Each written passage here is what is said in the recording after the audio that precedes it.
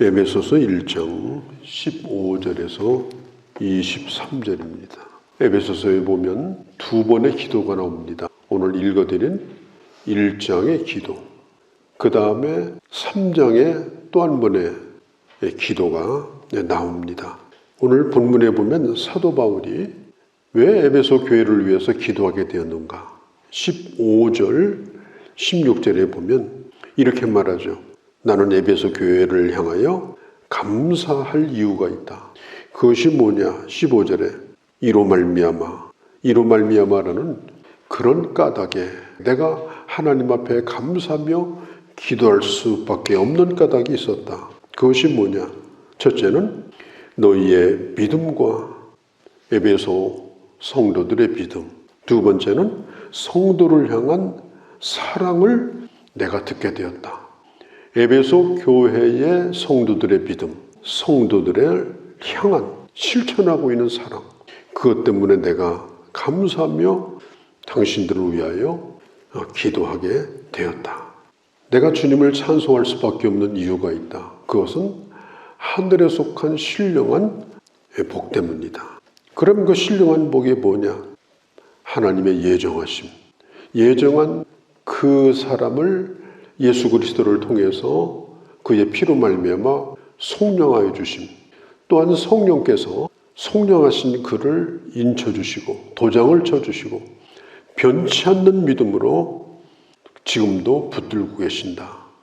이것을 바울이 얘기하면서 자신이 에베소 교회에 있을 때 예전에 내가 이것을 이미 당신들에게 다 가르치고 전했는데, 또 에베소는 얼마나 핍박이 심한 곳이었는지 몰라요. 우상이 심했고 예수를 믿게 되면 거기서 벗어나면 먹고 살 길이 없어요. 에베소는 우상이 먹여 살리는 도시입니다. 예수 믿으면 일단은 제외돼 버려요. 너무너무 살기가 힘들어요. 그런데도 공개적으로 마술하는 책, 우상하는 책을 다 갖다가 불태우고 핍박 가운데서 예수를 믿게 된 사람이거든요.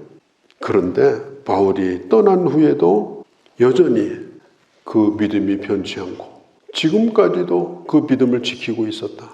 바울은 그것을 생각할 때 얼마나 감사한지 이루 말할 길이 없었어요. 우리는 한 번 예수를 믿으면 영원히 예수를 믿어야 됩니다. 한 번 예수를 믿으면 그 믿음은 변치 않아야 됩니다. 핍박을 받을 때는 믿음을 지키다가 편할 때는 변하고, 힘들 때는 믿는 것 같다가 좋아지니까 변하고, 믿음이 아닙니다. 진짜 믿음은 뭐냐? 하나님께서 내게 선물로 주신 그 믿음이 처음부터 지금까지 변치 않고 그대로 간직하고 있는 믿음이, 이게 믿음이에요. 바울은 에베소 교인들에게서 이 믿음을 본 겁니다. 그래서 하나님 앞에 감사하며 기도하는 거예요. 하나님, 에베소 교회 성도들의 믿음으로 인하여 내가 하나님 앞에 감사합니다. 항상 감사하며 기도하고 있습니다. 또 한 가지는 성도들을 향한 사랑 때문입니다. 그 믿음을 버티게 해주는 것은 성도의 뜨거운 사랑입니다. 성도를 뜨겁게 사랑하지 않고서는 그 어려운 가운데서 견뎌낼 수가 없는 거예요. 성도의 교제는 대단히 중요합니다. 믿음이 있는 사람은 성도를 사랑하게 되어 있습니다. 성도를 사랑함으로 그 믿음을 지킵니다. 믿음을 실천하는 것이 사랑입니다. 믿음이 있는가 없는가 하는 것을 눈으로 보이도록 보여주는 것이 구체적인 성도의 사랑입니다. 수레가 한 바퀴만 가지고 돌면 그 자리에서 뱅뱅 돕니다. 꼼짝도 하지 못합니다. 믿음과 사랑은 우리가 하나님을 향해서 나가게 하는, 우리의 신앙생활에 역동성을 더해주는 그런 두 개의 수레바퀴가 바로 믿음과 사랑이에요.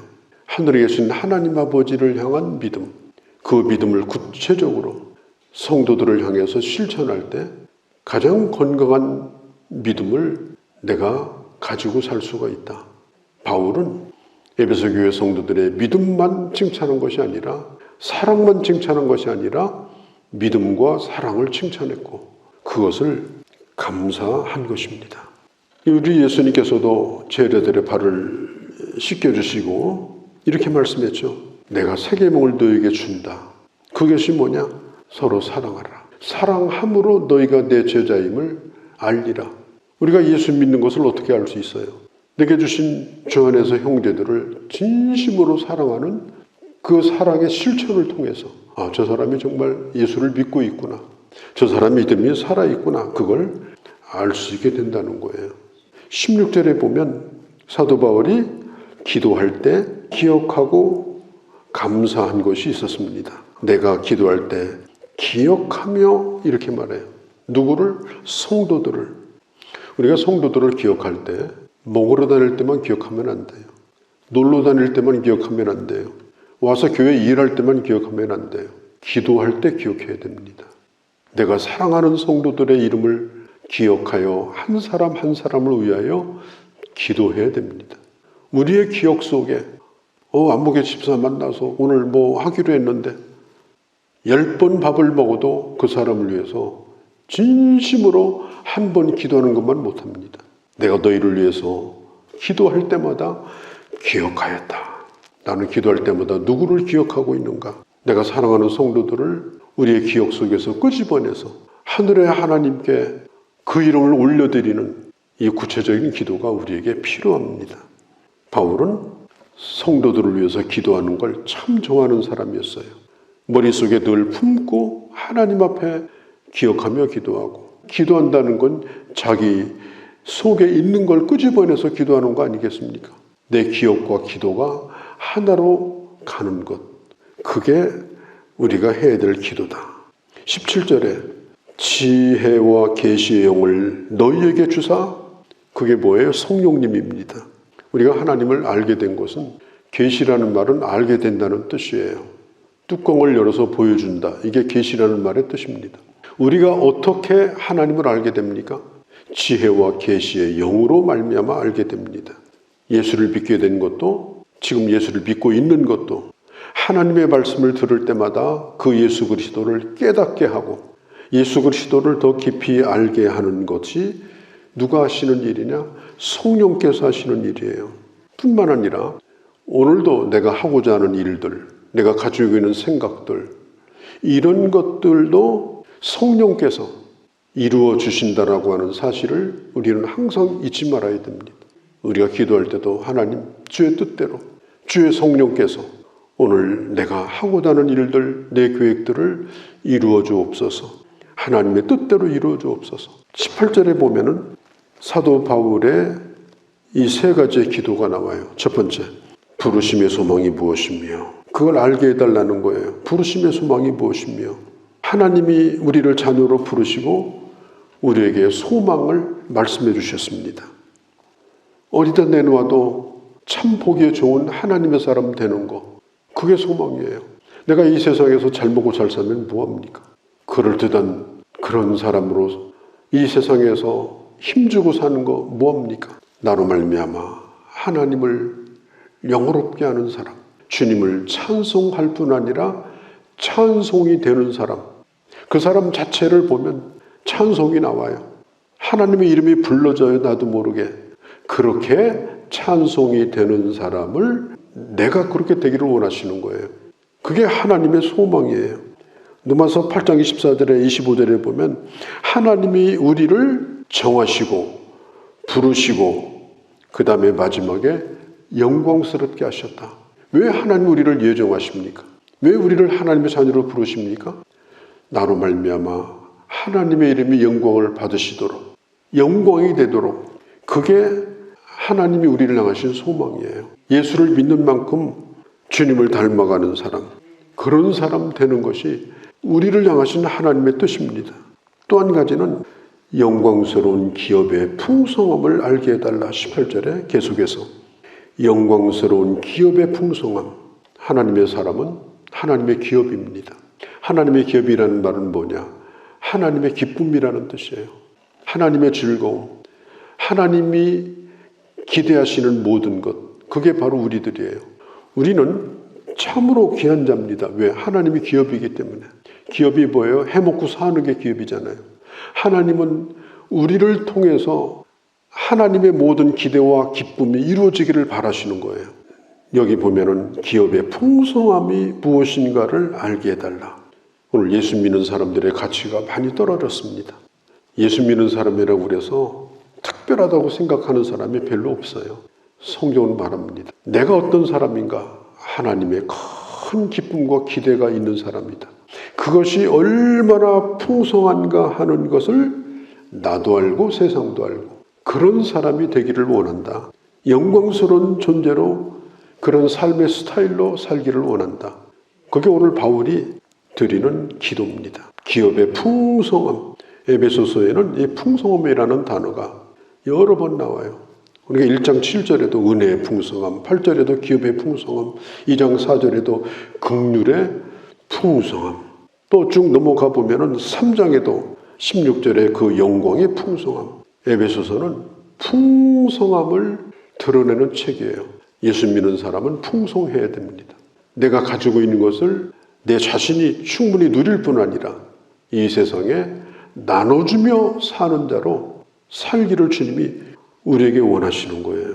그 다음에 보면 세 번째는 베푸신 능력의 크심을 알게 하옵소서. 그의 힘의 위력이 뭐예요?